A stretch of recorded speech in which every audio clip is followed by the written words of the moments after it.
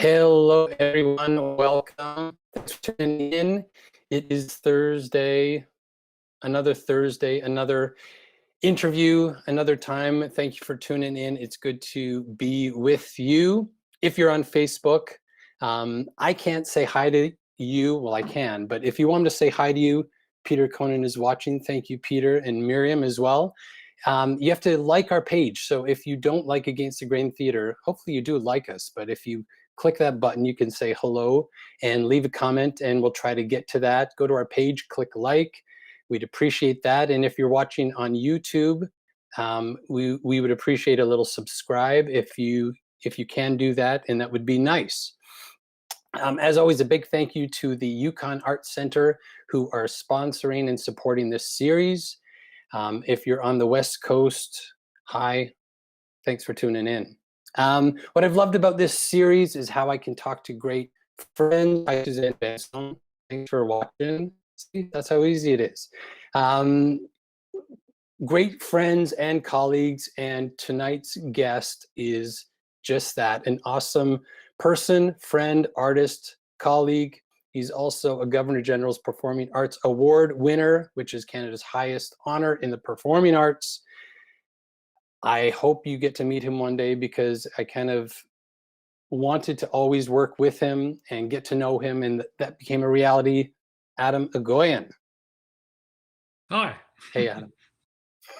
Hi, How are you doing? I'm doing well. I'm a little sad today because Julian Bream passed away, so that's a bummer. I play classical guitar, and Yeah. he was my hero, and I actually got a chance to meet him, and I was showing our son this little shrine. I have a Julian Bream shrine, so I'm he was one of my introductions to music, so it's kind of appropriate that I'm able to start our conversation just thinking about Julian Bream. Do you know him? He's a classical guitarist. Yeah, that's a great way. Yeah, yeah. Not personally, but have heard his music, and just wonderful.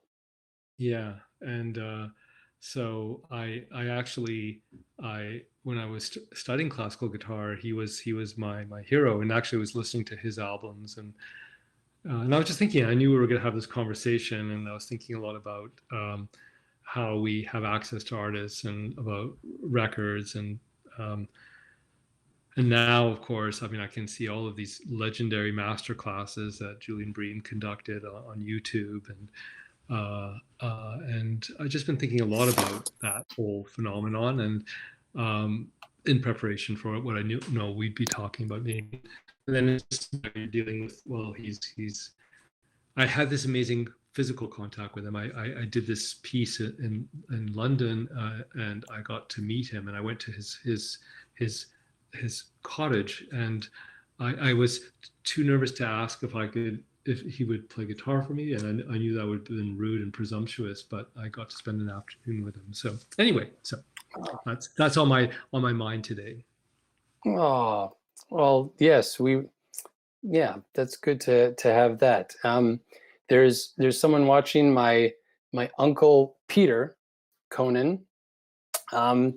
You wrote a play in university that he acted in. Oh my God, is that I heard Peter Conan, and I was going like, oh my God. So like Marcus's brother, Peter Conan. Yeah. Because I know, oh my God, okay. That's your uncle? That's my uncle. So we're you and me, we're basically related. That's insane. Peter was in Stumps, this play I wrote at university. That's so interesting. And then I was directed by his brother, Marcus, in a production of Agamemnon, where I played guitar. There you go. I was at the Trinity College Dramatic Society, so I was playing guitar, classical guitar, inspired by Julian Bream. So now we're connected through the Conan brothers. That's so interesting. Full circle there. Yeah. Yeah. So that's a wonderful kind of thing. And then in 2006, you taught at U of T for a few years. Yes. And I tried my hardest. That's when I went to U of T Opera School, and I tried to get into your class to meet you that way, but it wasn't allowed for some certain thing with music and something. So I'm glad we finally connected a couple of years after that. Yeah, I mean, that was an odd thing, because that course was connected to the music school, the art school, the drama school, and not the opera school, which was like odd because that's sort of what I was bringing into the piece. But and the opera school is odd because they only have one director at a time, right? Is that correct? So you were the Yeah. sole director there. Yeah. Yeah. Well, anyway, but we got to know each other pretty well since then. So, Yeah. and then I've been a huge fan, and I just think what you're doing is so fresh and innovative, and so I'm you know how supportive I've been. So it's great to have had this friendship, and you know you've been at in the mixing theater for my films, like this last film, and that was really special. I think you actually had the chance of seeing it on 2 occasions, so you saw it as it was almost finished, and then as it was finished, um, and this strange, yeah, and this putting this film out into the COVID space, right? We did that screening that we last saw each other in New York. That was actually kind of a miraculous moment because that was the last public screening, and then suddenly it wasn't possible to show it in any more cinemas, so it just went out digitally. So it's a different world. Man, Right? is it ever a different world? Yes. But that was one of the treasures I've had, is to be able to see you work in your element in a mixing room. One of the coolest experiences to see how you get people's opinions on the work and how you listen to people, and also have a strong sort of sense of where you want things to go. And then, yeah, to see it in New York was phenomenal as well. So yeah, kudos to that. Well, it's a look. I mean, these are all collaborative processes. I mean, I think opera is wildly different from film, and in as much as film, obviously the music and sound are the last things you add. Though in a film like Guest of Honor, because there's music being performed in the film, we certainly had to think about that beforehand and choose those pieces and work with the composer. But all the final sound elements are coming in at the very end of the process. While with opera, you're beginning with that.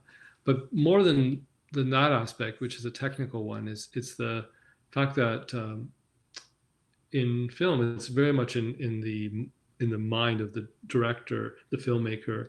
You know, there's so many disparate parts, and you're not shooting it in sequence, and there's so many things that you can imagine, but you're sharing it with your collaborators, but they're not really seeing it. And I've so often had that experience where my closest collaborators, my production designer, my cinematographer, they'll say, "Oh, that's what you had in mind," as they see the final film. They never, you know, they thought they understood what you were going for, but until it's all put together, they don't.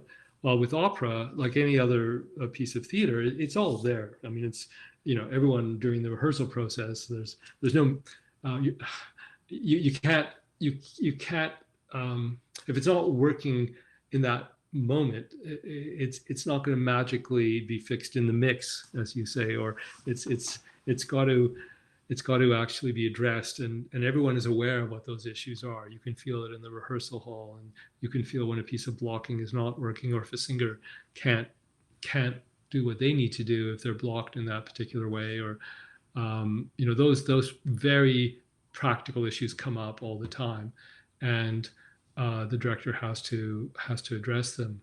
Um, and everyone understands what those problems are. Well, with film, sometimes there's something that someone might say is a problem, but you know, because you can see the bigger picture, that it's not really a problem, and you're dealing with time.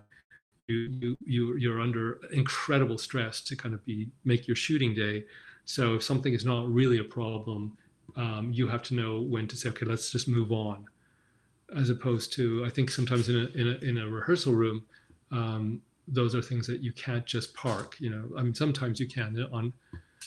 Yeah, so it's been interesting working in the two mediums, um, and loving. Just I'm so grateful for this whole introduction to opera, which was a great blessing because I'm coming originally from theater. I mean, Peter Conan, like there you go. Like I was directing plays in school at U of T, and actually it was a production of I was in a student production of Buchner's Wojciech, and that's when someone told me about the opera. And when Huh. I listened to that, it just changed my world. So I was at U of T, and I just I couldn't believe what I was hearing. I couldn't believe that the drama could be elevated, and find such a amazing degree of expression. I remember being, and then it just turned me on to Alban Berg. I mean, I still think he's the he is the composer from that school that is able to really address so many different aspects of emotion.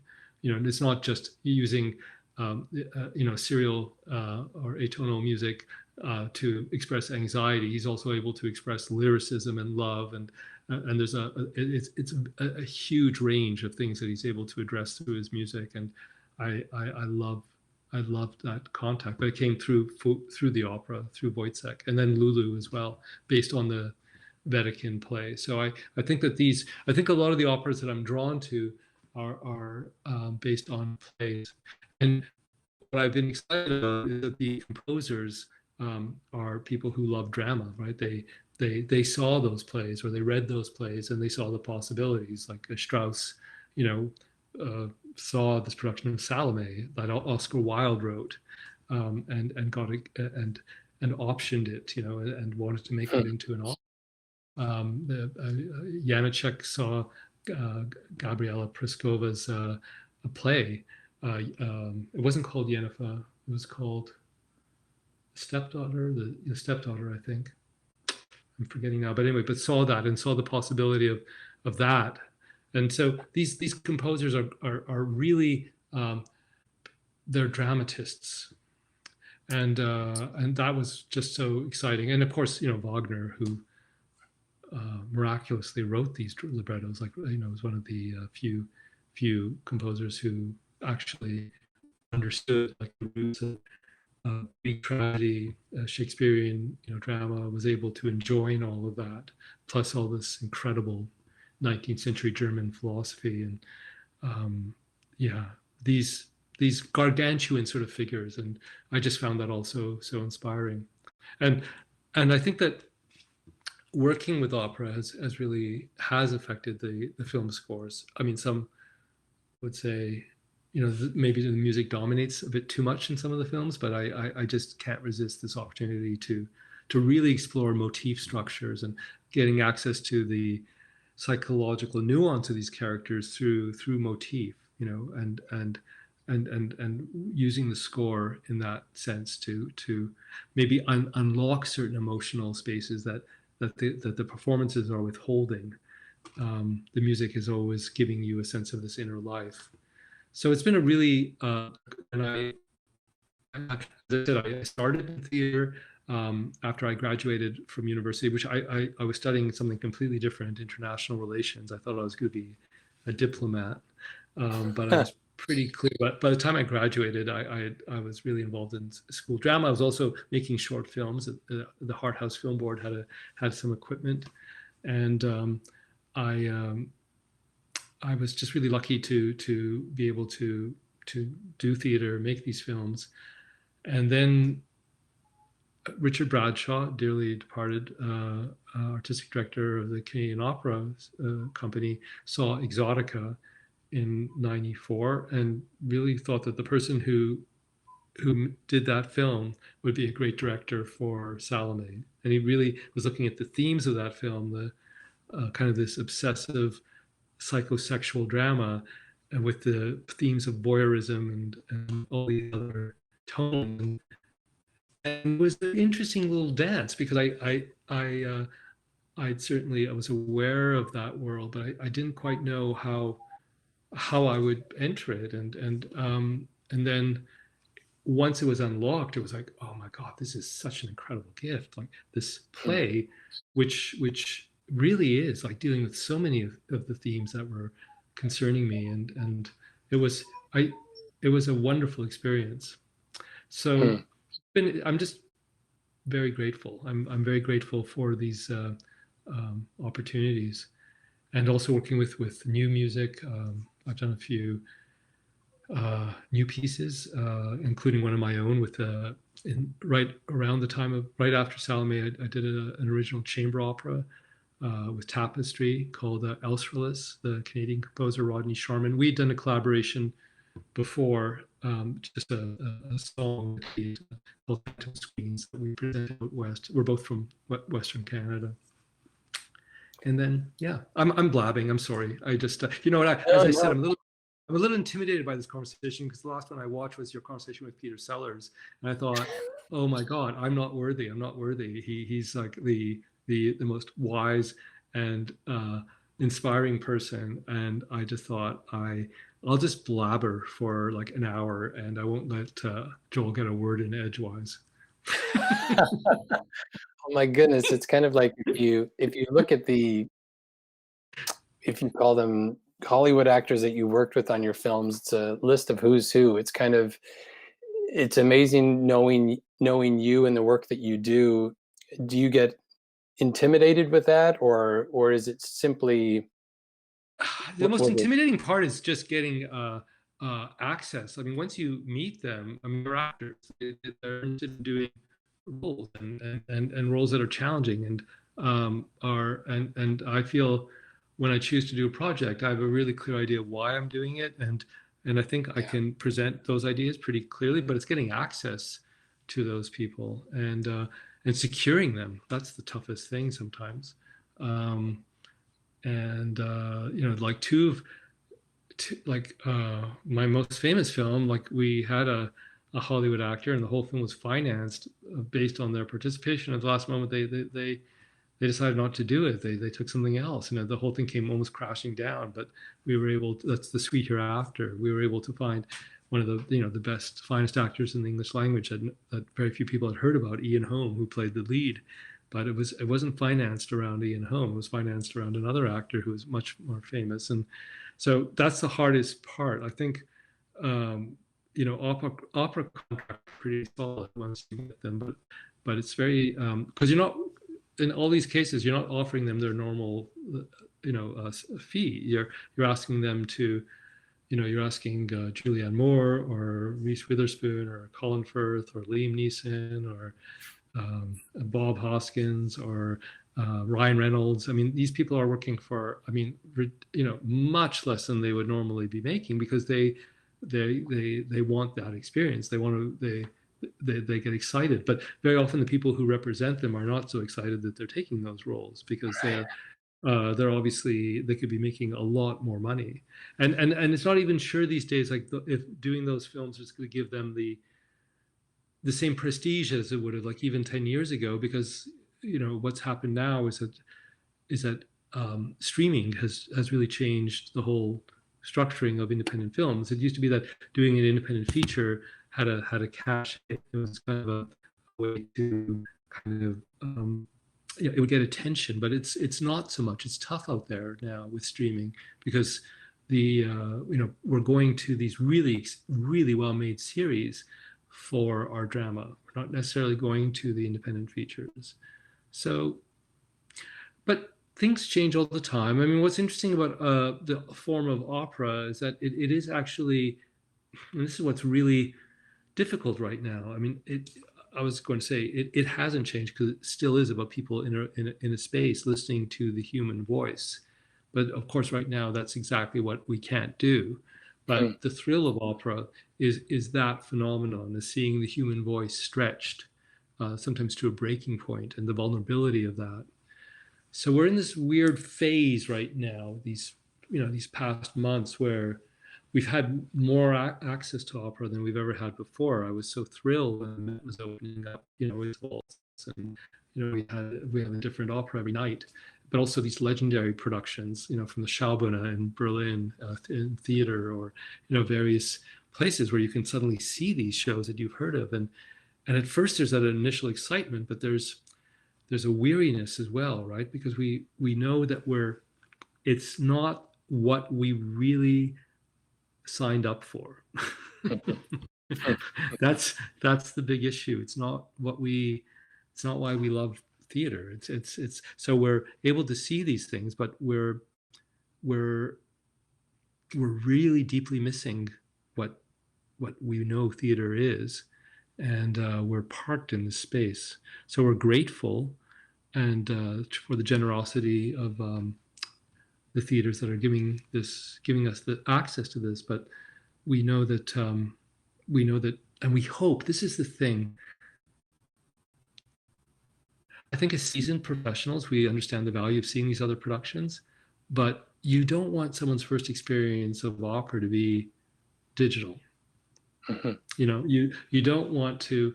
I don't think you want people to see these amazing works of art um, digitally presented, because I think, and when I've seen those transformative moments, I mean, I remember the daughter of a good friend of ours. I remember she came to a rehearsal when we were doing De Valkyrie, and something changed in her, Mhm. and I could see she was very young, but it was understanding that I was a human being there emitting that sound, and it put, and she's now studying music. She's studying to be an opera singer. It was that transformative.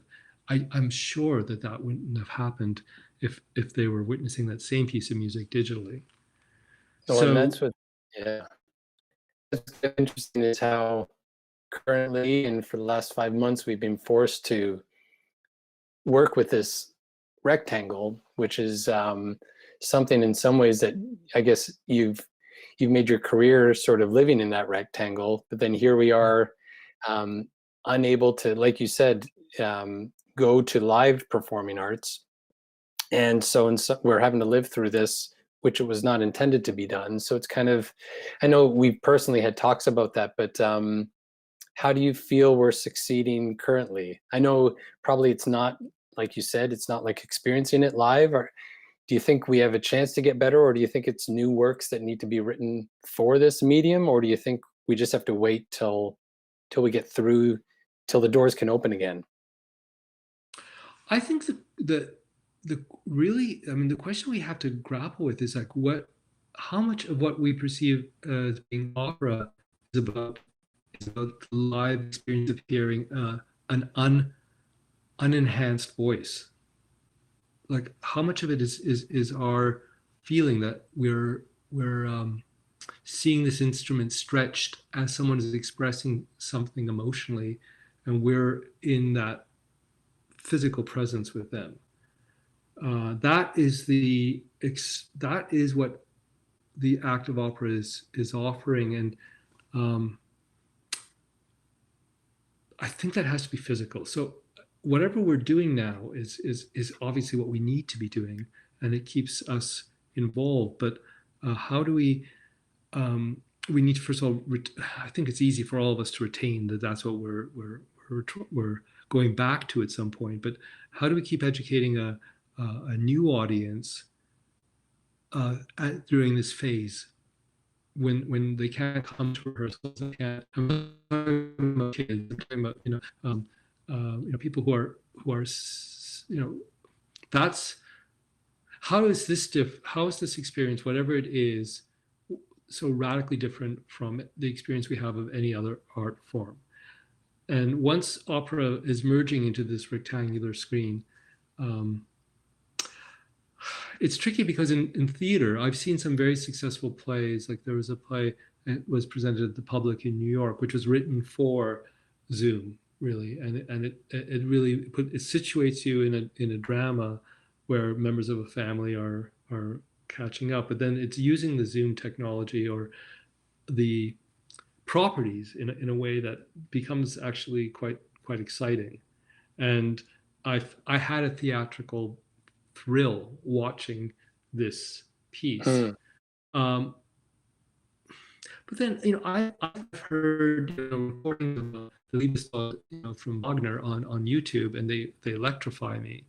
But I wonder how much of that is that performance, or is it that I know the piece and I'm able to situate myself because I understand the alchemical differences between seeing it digitally, and I'm able to make that compensation.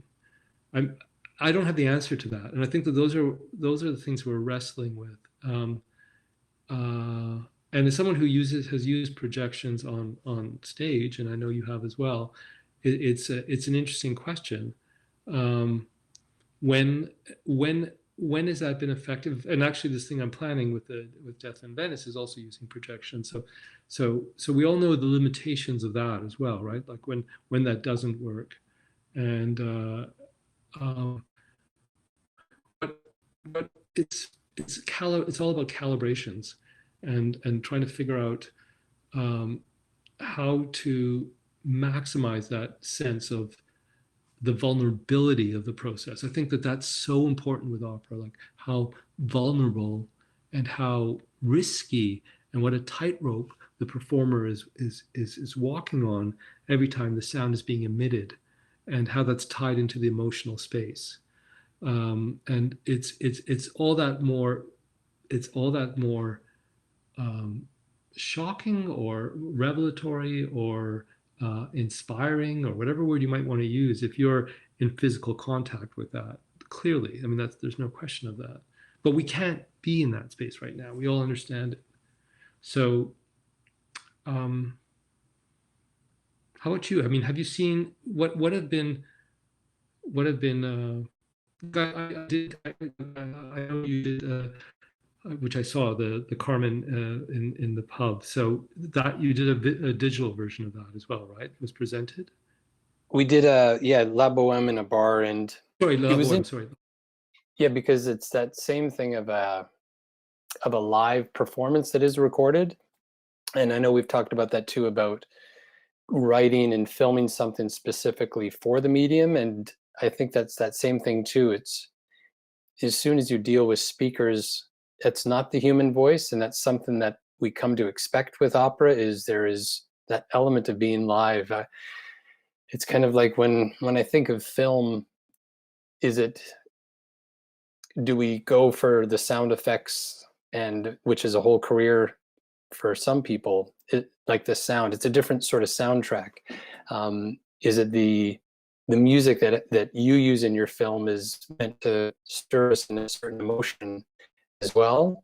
um, Rarely do we go to movies specifically for the music, and that's something other than, the Mets being successful in their broadcasts of, and they knew early on how to, I don't want to say monopolize, but kind of take the whole thing and sort of turn that into something that is extremely profitable for the company.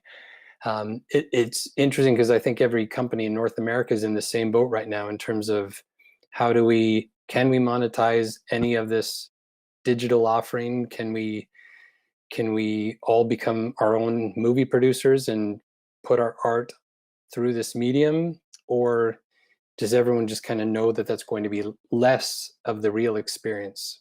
So it's kind of, I think, those who can really put that aside and drive forward into new sort of experiences, which I think will be more successful than others. Right.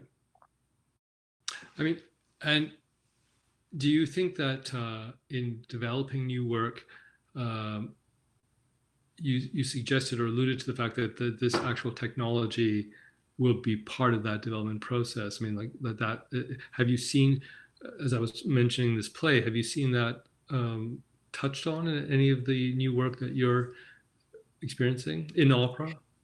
In opera, I've seen like a little bit of some VR operas, which are interesting. The headset is a whole another thing in terms Mm. of how that how your sensors and how you feel physically watching something in virtual reality. I've seen a couple of films on Netflix where you play a role in choosing how the movie goes. So I think this level of interactivity could be an interesting step into, in some ways, like putting ourselves in the film, if that's something in the future that people would love to do. We played with these 360 cameras where you are physically on stage in some operas, and is that what people want, or is it just more a curiosity gimmick factor of, oh, this is interesting? But it certainly democratizes the art form where everyone gets the same view and we all get to experience the same sort of, there's no fifth ring versus orchestra seats. we're all sort of paying or watching the same thing, and that's the thing, and that's decided by whoever's filming it, or if a director's involved with it as well. So in some ways, it's kind of like you were circling back to, it's either a lot of intention is put into how that looks, or not, and that is, I think, what makes something more or less engaging. Yeah. It's also this idea of at what point do we break from this idea of like you can watch like this Zoom piece that I saw, the Zoom drama. There was a degree of naturalism. I mean, is that point at which anyone can be, because the act of singing is so extreme. It's a decision that someone makes, and it usually reflects something that's outside of the normal bounds of how we express. And uh, do we find a way of, is there a way where we can, I saw a very interesting art piece many years ago by the English visual artist Sam Taylor Wood, and it was 4 characters in a doctor's waiting room, and they're sort of bored. They're leaning against their chairs and blaring on the soundtrack. There was 4 screens on the gallery walls, and blaring on the soundtrack was a recording of Strauss's Electra. And so you're hearing Electra, and you realize that these 4 people are actually mouthing the words of the characters, but they're totally disengaged from the emotional hysteria of what you're hearing. And it was a very disconcerting and strangely compelling experience, right? So they were just kind of like, like looking like as though they were waiting for their appointment, but they were mouthing the words to this very histrionic singing. Yeah. And that was just crazy. It was really quite effective. I mean, I knew the piece, and so I was able to situate it, and it was quite humorous, of course. I mean, it was really funny. Yeah. But I was interested in, when we're talking about calibrations, like oh, that's an interesting experiment, right? Like where it's so non-performative, but it's also then, even if those are the actual singers now in repose as they're performing, it's disengaged from how those sounds are produced. So is it still a way of presenting opera? I mean, it's certainly, and I think you get into this other thing where it's in a gallery space. So there is a different relationship that the viewer, the spectator has to those voices. I mean, it was being played on an extraordinary sound system, so you were getting the full richness of what was happening musically, and that's made it even stronger that what was happening visually was so banal, and so in contrast to what you were hearing. So those types of things are fascinating to me, like how you totally recalibrate, and you throw away any pretense of trying to even suggest that there is some respect to the theatrical tradition. It's reinvented completely, which I know you've done in your own way as well. And those are exciting places. I just think that wouldn't it be wonderful if there was a way that we could go to a place where we were experiencing these digital experiments or these digital explorations, but we knew that we still had to be seated somewhere, and we had to pay attention, and we were hearing it in the best possible circumstances. I think that's the other thing that's a little heartbreaking as well. Yeah. Is that people are watching a lot of this stuff on the speaker system in their iPad, or their MacBook, and it's like they're not even sometimes wearing headphones, so just give yourself that, like I know that you can create the excuse for why you didn't have access to those, or it doesn't matter. I know the difference. I hear that a lot from friends. I know the difference, but Yeah. but you don't. I mean, even if you do, like, why are you depriving yourself of that pleasure? Well, that's it exactly. It's how you access it, and are we all fitted at home with the best setup for either a film or an opera, and that can make a huge difference. I have to say, this is amazing just to be talking to someone as creative as you about these ideas, because that's what's kind of unique. Is I think you think differently. Your brain is so beautifully creative, which Thank is you.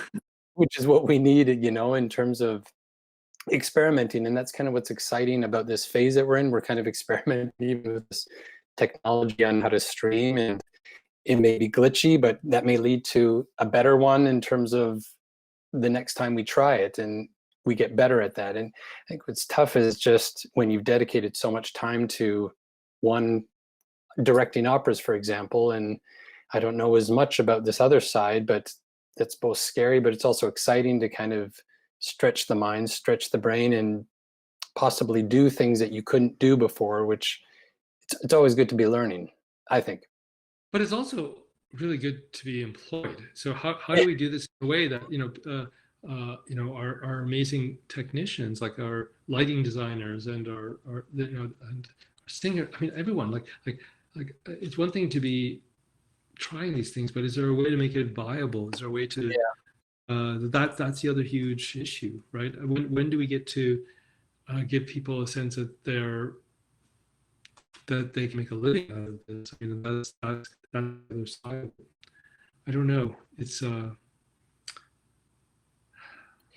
I do feel like one of the things I've really appreciated with working with Pacific Opera in Victoria, my hometown, is that they're kind of moving ahead as though these things will happen. So the design processes and everything is still going ahead, and so as opposed to other situations where it's just been the plug is pulled, right, and we'll let you know when things are up and running. But I think a lot of people there's just this feeling of being bereft, right?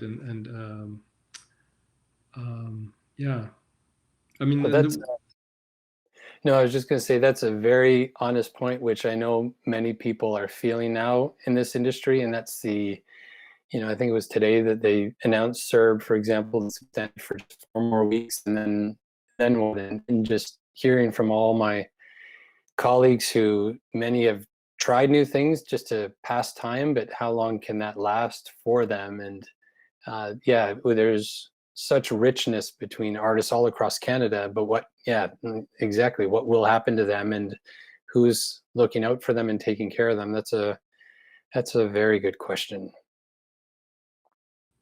my sister, who's a musician, I mean, she talks about there are these platforms where you can kind of commission artists to do work, right? So if you're a patron, if you're someone who is able to support opera, you're able to support individual artists, perhaps, and that seems to be one way, that there's this continuity, because that's what we're sort of there's this real break, in terms of being able to just practically nourish one's work through the patronage, either from a company or from various people who believe in the form, and to keep that relevant, right? Keeping that alive, because that's there's so many issues.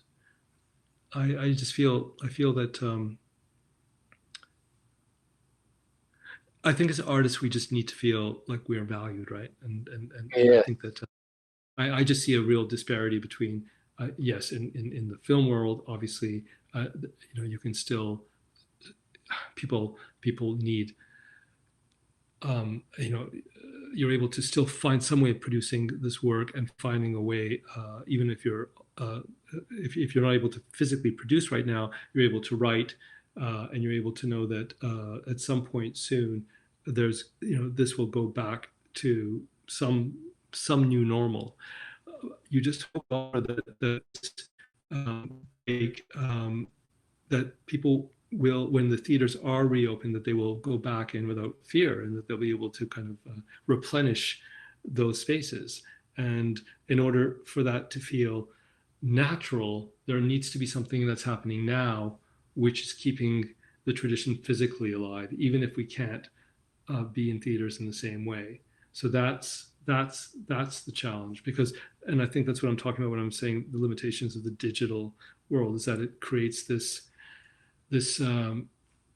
sense that things are still being presented, and I know it's necessary, like where there's no other way around it. But how do we still keep that physical relationship? Especially, just what's terrifying is that singing, and you know it as well as I do as a director, when you're watching it and you're seeing it, like there is no place where there's more gamers exchange when someone is singing at someone else. I mean, it's become a really hazardous sort of conceit, right? So do we think of stagings which are like physical stagings which address that? Like, do we completely propose that there is a way in this phase where we can do really imaginative things and bring them back into the theater, knowing that the actors are observing those distances, and that we're using those dramatically in a way that's actually exciting and dynamic.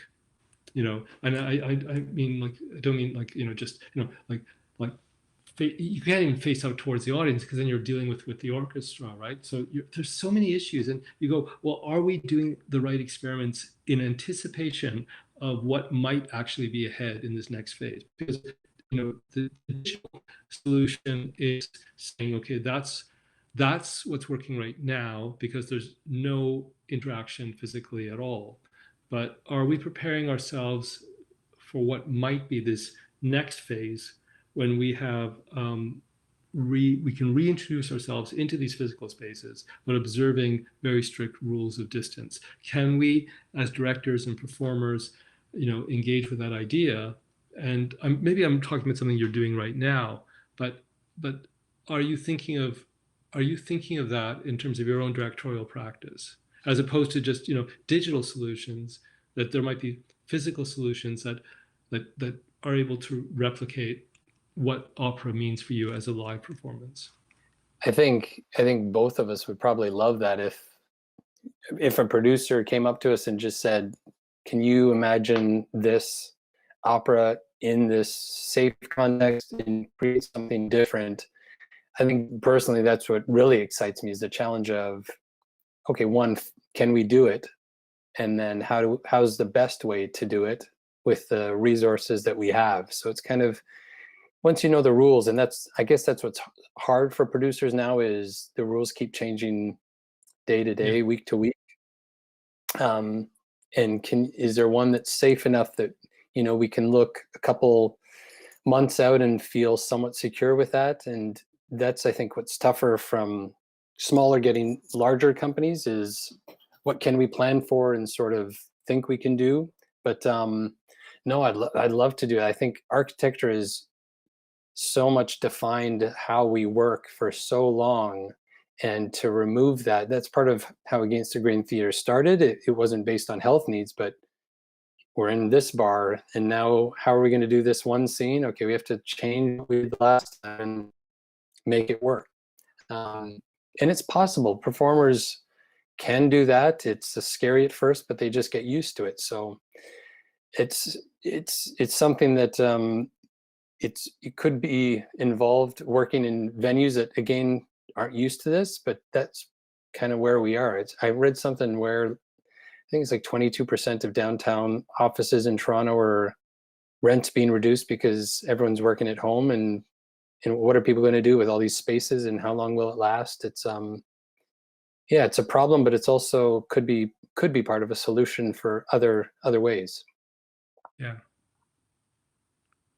I mean, it's exciting to think about, right? I mean, again, if because I keep thinking, when I think about that moment where singers can't actually face each other and sing, I sort of think about the myth of Orpheus and Eurydice, right? And you think about this idea where it might be a great opera to begin with, right? Or like this idea of where you can't have that contact, right? Where it's forbidden and there's something dangerous about it, and I don't know. It's I'm so I feel so sad when I just think of how little theater there is in my life. Like, as someone who goes to so much live theater, like so many people, it's it's just I think it's really beginning to affect us, right? Because it's so much part of what we're made up of, and and seeing all of these plays and seeing all these operas on video and even reading. And I mean, there was that moment where it was like so wonderful to be able to just be in this place where you break a pattern, but then at a certain point, you're aware of what you're missing, and Yeah. it's really it's quite devastating, really, I find. But yeah. I know at one point you were doing a bit of writing during this pandemic months. Has this weird sense of loss and isolation helped in the creativity, or Yeah, not helped? yes, but I do think as an artist, you want to know what you want to be connected to. You want to make sure your antenna are in the right place. So we're in this phase where we don't know what's coming up. And here's the other thing I've really noticed as an artist. When you look at the Great Plague of 2000, like in 1918, 1919, like how many lives were lost? Like, it was monumental. There's very little art that came out of that, right? Like, can you think of anything that like, what are like, when you look at the plethora of films and plays and operas that about the First World War, but there's very little that's dealt with the actual, like, the plague, which happened right after, and which was really, it's alluded to sometimes, but there's not a lot of precedent. And then you're looking at all of the zombie films, the Walking Dead, and you're going, well, that's sort of dealing with this moment that we're in right now in terms of so many of the latent issues, I guess. Yeah. So what is it specific to where we are right now? And we're also dealing with another huge revolution in terms of Black Lives Matter, and like that's as artists, you can't help but feel that that's going to have a much bigger effect in terms of the society that emerges than what we're experiencing with COVID. Like in some ways, I have a feeling that we're going to look back at this period and go, like, yes, there was this terrible pandemic, but in the pandemic, there was this true revolution that happened where, there were so many other things to distract us, but these protests kept going, and that maybe that's the legacy of what we're experiencing. So I don't know if, as artists, that we really should be focusing on that as opposed to these other issues, which are maybe, and I'm just looking at precedent here. I mean, I just wonder, like, with the exception of, you can go back to the Great Plague, with Daniel Defoe's, work, and there's, but there's not a lot of art that comes out of Plague. It's referred to, but it's not really. It's a texture, a lot of pieces. But here we're living through something which is going to fundamentally change us in terms of a awakening. I do believe that we're going through a great awakening now in terms of issues of diversity, and in terms of obviously our relationship to our indigenous populations, and in terms of the systemic racism, really understanding what that means and absorbing what that means, and addressing that. It seems perverse to say this, but the pandemic seems to be something that it allowed, because we're understanding how fragile our systems are, and in a way, revolutions happen at those moments of fragility, where we know things are going to be built up in a new way. And what have we learned, and how can we reconstruct ourselves with this new consciousness? And somehow, I think, as writers and as artists, that's where we should be, as opposed to just the more practical issues of what this pandemic has meant.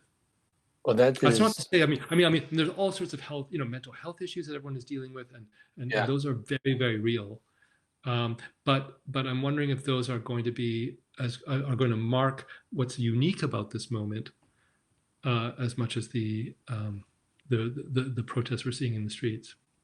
And we can't move on. You can't turn it off and go back to work because we're all waiting, we're all thinking, and yeah, that's what it's kind of teaching us. Just you're not ready yet. Keep listening, keep thinking. Yeah. So so that's why it's really yeah, yes, I have been writing, but I'm also really aware that that there's a lot of stuff that's changing around me. And I was going to ask with Mariam, like, about Lebanon, right? Like in terms of Beirut. I'm doing, with Arsene, like, like the Yeah. horror of that event, and hearing her on the phone, with relatives, and just this unspeakable sort of moment, of what's happening there, and trying to, you know, re, you know, praying that the country doesn't fall back into civil war, you know, Hmm. uh, which would be catastrophic. Um, Reading, what's happening in Belarus right now, like, the what's happening in Mali right now. Um, so we're seeing that there's more. It seems that the whole world is more volatile because we're also aware of, and then what's happening with elections. I've been don't know, you've been watching the Democratic convention, but hearing Obama's speech yesterday. Um, yeah, did you watch that by chance? I did. It was very. I didn't watch it live, but I watched it afterwards, and Because that's a very good example. Okay, like, I'll just, again, as a filmmaker, I have to say this. So if you watched it, there's like, he's directly looking at the lens, and it's really, really powerful. And then they cut occasionally to this other angle from the side, which is a wider shot. And I'm just going, why would anyone be doing that? Like we're so focused on this amazing direct contact he has with us, through this lens, and why are they cutting to the wide shot where he's not, he's looking off the lens, and just thinking, does someone think that they needed that variety, or that they needed, and you go like, what a strange creative choice, like in this monumental moment, like anything that would take away from the power of that direct address, and being in and listening to someone who could actually assume a presidential sort of role in this time when we need leadership so desperately. Anything to distract from that would seem really violent, and kind of almost cruel. But anyway, yeah. no, it's And interesting that you must do that, eh? When you're watching things, wondering not how they do it, but why they're doing it and how quickly they do it, and yeah, yeah. what are the decisions? Like, everything, like, it's all about, like lensing and framing, and all these things are so crucial. And it's interesting when you see people make these crazy choices. You're not aware of that? You because you work in film too, right? I mean, you've worked in film, and like aren't you totally. Wondering how, yeah, we watched Hamilton, which is on Disney Plus, another plug for Hamilton, but just that's again another filmed live thing, and just how many cameras did they have? That shot couldn't have been, it's not the same shot because it's on stage, so it's just how quickly, it's like 3 seconds and they're cutting to the next frame, 3 seconds to the next frame. That's what keeps it engaging and interesting, and is that a different from the live experience as well? And in some ways, yes, but it must be extremely exciting to be there in person as well. Yeah. I saw right before this, that same trip when we were in New York. I saw a production of a West Side Story. Yes. Ivo Van Hoff. Did you see that, or when you were there down there? I didn't get to, but everyone was talking about it. Yeah. Yeah, but that was also really interesting in terms of this question of, like, how they were using projection. And so there, like, what happens to that production? It hadn't opened yet. Yeah. Is that ever going to open? Is that something that is, anyway? But had you seen Hamilton before? Had you seen it live? No, we had tickets to see it in Toronto, but then it all got shut down. So yeah, yeah. Another piece of interesting music theater that, again, I'm fascinated by works that transfix, that go beyond sort of become cultural landmarks, and that was one of them. So, and I think it was unlike anything that had been before, and that's kind of exciting to know how that came to be. It fascinates me in terms of just a creator who came up with music and lyrics and sort of an idea of what this could be, and that people just ate it up completely. Yeah, Okay, very so here's my powerful. honest question. My honest question to you, Joel. Yeah. So are you still excited to see that live? Like after having had that experience, would you still, I mean, you might have tickets and you might be bound to see, but would you think that uh, has that given you the full experience of what Hamilton is about? Be honest. Be honest. Yeah, I mean, I would say I feel like I've seen it, and I think um, it must be pretty powerful having an entire, let's say it's 1,000 people around you, all excited and energetic.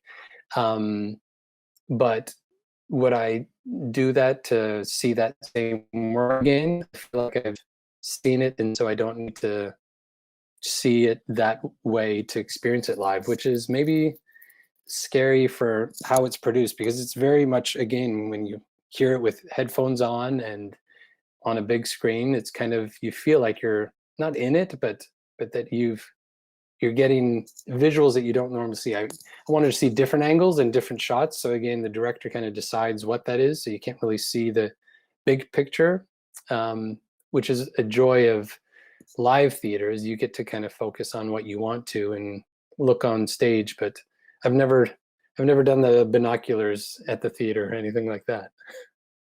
So let me ask you another honest question. Yeah.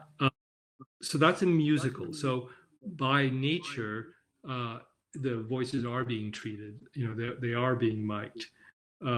If you were experiencing that as an opera that well produced, do you think you'd have a similar response that you've already experienced it?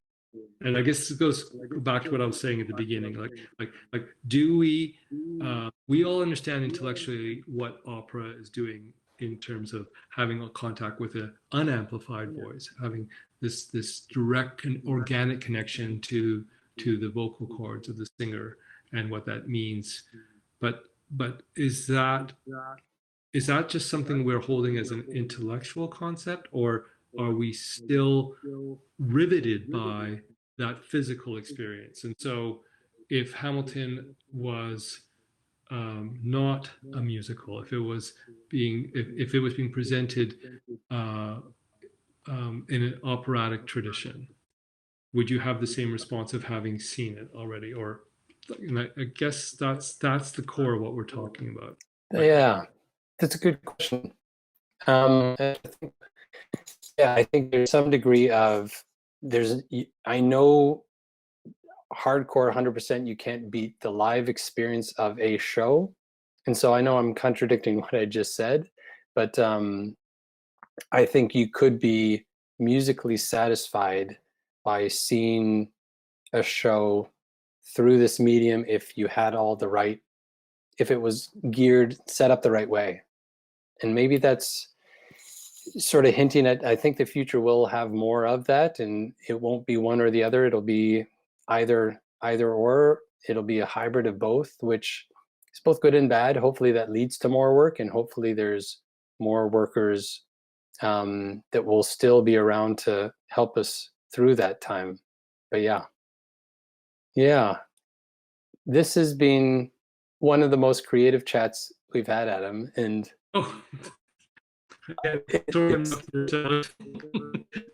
it's I feel like now I should just say something that's going to philosophically like resonate with anyone who's watching, and they'll be able to carry through the rest of their lives and see. But I'm not Peter Sellers, so I can't do that. No, I'll refer people to your interview with Peter Sellers and say, if you really Perfect. Yeah, want, we'll just well, if you point want them to go there. feeling like you're a better human being, watch the interview with Peter Sellers. Yeah. Wonderful. I agree. No, Peter's a wonderful, exceptional person, but yeah, you're one of Canada's best and brightest, Thank and you. I can't wait to see Death in Venice in person. Would be exceptional, and Yeah, always unless here. you have And a link. yeah, exactly. I'll just send you a link. Yeah, perfect. There. Thank you so much, and yeah, I hope we get to physically see each other again soon. And thank you for coming And on a and big doing shout this out to this way. Peter Conan. Yes. I don't know if Peter has told you, but he had a very compromising. At one point, he had to. He'll explain it to you what happened, what he had to do for the play. With Michael Trent, actually, who was the former artistic director of Dance Makers. There was a particular moment in the play which was quite provocative, and I'll let Peter explain to you what he needed to do. Wonderful. But Oh, good. hello, Peter, and please say hello to Marcus as well. Awesome. Thank you, Adam. Okay. Bye. Great. Good night. Thanks for tuning in. Next week, we are taking a week off, but the week after, let's see if I got this right. Boom, there it is. On September 3rd, we have a wonderful opera pub coming back. We have 3 beautiful artists who are partnering with Vancouver Opera, and so we're excited to share with the West Coast. Lara Secord Haid, Dan Okulich, and Tina Chang are going to play. It's going to be hosted by La Scala. So we're excited to partner with our West Coast crew, and thank you so much for tuning in this week. Enjoy your weekend and look forward to seeing you next time. Thank you.